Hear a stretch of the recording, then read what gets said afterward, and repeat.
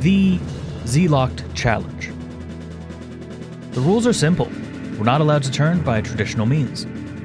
Every single room is an entirely new puzzle to overcome. Can you beat The Legend of Zelda Ocarina of Time while Z-Locked?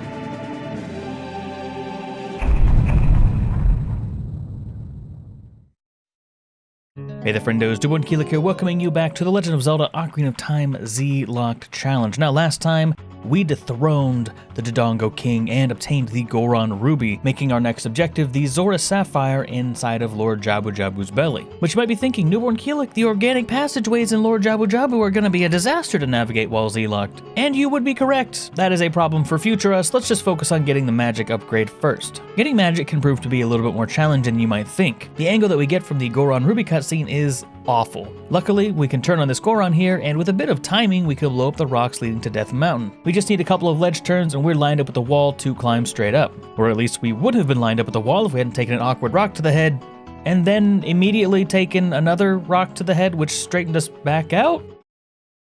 Also, side note, am I the only one that remembers there being a Tektite on this ledge that'll knock you off of the wall? Maybe I'm the only person that thought that. I don't know if this was in like a ROM hack or something that I played. Maybe it was in the nightmare mode, but I swear, you know, Berenstain, there was a Tektite here that would jump on you and knock you off the wall. Maybe you can let me know if I'm crazy or something in the comments down below, but I vividly remember that being a fact. Obtain magic from the Pointy Boob Fairy. Take the owl for the free piece of heart near the cow when we're ready to head to Zora's domain. Zora's River can be a bit of a pain, but with enemy turns and some careful ledge turns, it's not too bad. There is a bit of careful parkour that you have to do at the very beginning, but otherwise ledge turns will basically get you anywhere you want to go. The most difficult part would be trying to grab this ledge here, but side hopping into the water near the ledge, releasing Z and pressing Z again with a precise timing will make Link look roughly in the direction that we jump towards. Remember, as long as we let go of left or right whenever we're not pressing Z, we don't break any of our rules. As another side note, Chet and I got talking to who would win in a war versus the Goron and the Zora,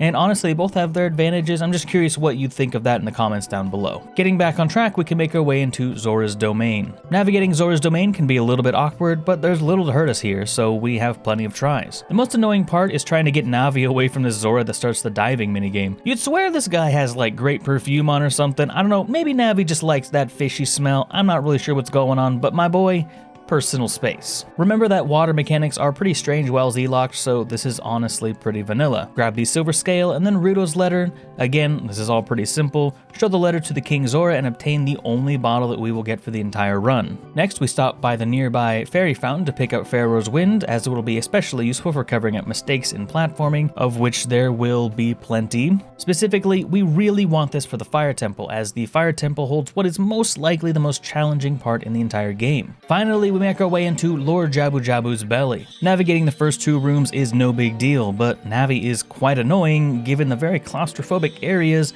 She's going to lock onto basically everything. This is going to be a trend through all of Lord Jabu-Jabu. I hate it too. Hey, look out for this weird thing. Oh, look out, there's a bubble up there. Oh my goodness, there's a literal stingray inside of this fish. This should really be looked at. There's a lot of years worth of problems in here. Since there's going to be plenty of enemies, you're going to see me pull out the Ocarina a lot. There is a reason for this. The Ocarina turns the camera behind Link, and if an enemy isn't on the screen, there's a much lower chance that Navi will be able to lock onto it. This is going to be useful for the entirety of the run. However, we cannot use it in boss rooms, as you can't use the Ocarina in a boss room. For some reason, I have it ingrained in my mind that you have to go forward into the area with the parasitic tentacles in it right now, but that's never been the case. I always go there first and always have to come back out. It's just a little quirk about me. It takes up extra time. I hate the fact I'm not learning my lesson, chat. I'm gonna be honest with you. What we are supposed to do is follow Princess Ruto down this hole here and pester her until she allows us to help her. With Princess Ruto in tow, we can use a quick ledge turn to get through the door and into the room with the bubbles. Use Dekunus to destroy the bubbles and set up a ledge turn to throw Ruto to safety on the other side of the gap. Unfortunately, this is an instance where Link turning towards the switch is actually very detrimental because he only turns towards the switch. He doesn't then turn towards a door, which is very useful in a lot of other circumstances, but in this one, it just messes up any kind of planning that you have. Luckily, we can just land on the far edge of the switch from the side that you want to turn to, and he'll automatically turn that way during the cutscene. Grab Ruto and use one of the bubbles to turn towards the door. hit the switch, and move on. I guess we could have just used the switch, but I kind of wanted to see if we could avoid locking onto the switches. Bubbles worked out pretty fine, honestly. We got really lucky with our angle, and first try victory, we just moved right on through. The Octorok in the next room is no challenge, and we can bring Ruto back to the top floor and into the area with all the parasitic tentacles. The room before the parasitic tentacles can be a pain to navigate, but the cutscene of opening the doors always turns us towards the door that we're trying to go in. The real issue in this area is not being able to see the enemies in the area and dropping Ruto as a result. The room with the stingers and the boomerang is pretty simple as long as you have some Deku Nuts.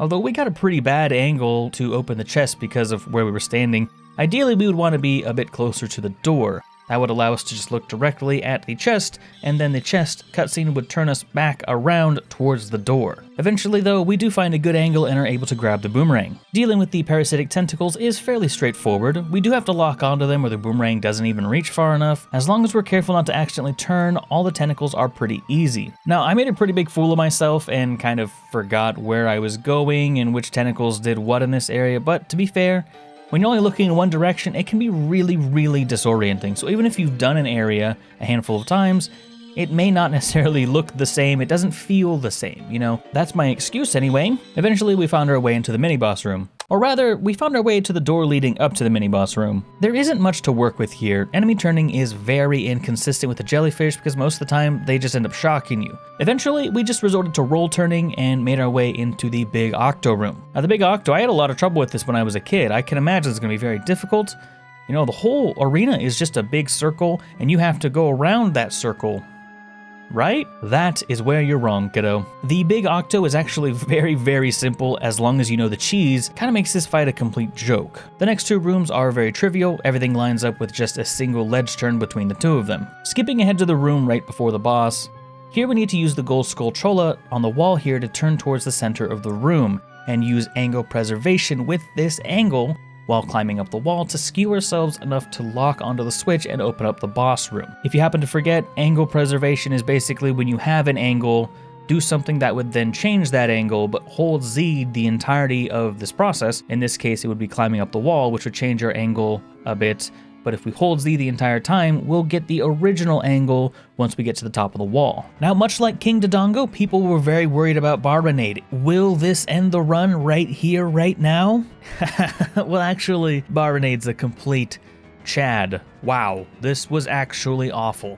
I wouldn't say that it's the worst fight in the game, that one will be coming up a little bit later, but Barinade is pretty bad. Remember, I like to try to do the bosses without locking onto them just for safety's sake, and this is a perfect example why. Barinade starts off very simple. I thought this was going to be a cakewalk, no problem, and then the whole thing just kind of fell apart. There are a lot of things in the Barinade fight that will break Z-lock, and unexpected breaking of Z-lock is exactly why we don't lock onto enemies. However, not locking onto any of these enemies is much more difficult because Navi is working overtime. And remember, we can't use the Ocarina to make this any easier on us. If I'm honest, I did have to reset angle a couple times on this fight. I decided to take a hit every time that I accidentally turned in this room, given that we can't really reset the room without completely dying. All I'm saying is I'm very glad that we brought a fairy. Eventually we take a hit and are able to hold Z without locking onto Barinade, which makes the fight significantly harder actually, but a lot safer as far as the challenge goes, at least until the final phase. In the final phase, Barinade really starts moving around and is very difficult to hit without locking onto them. Now the fight could be done completely without locking on, however in a moment of weakness I decided to just lock onto the boss.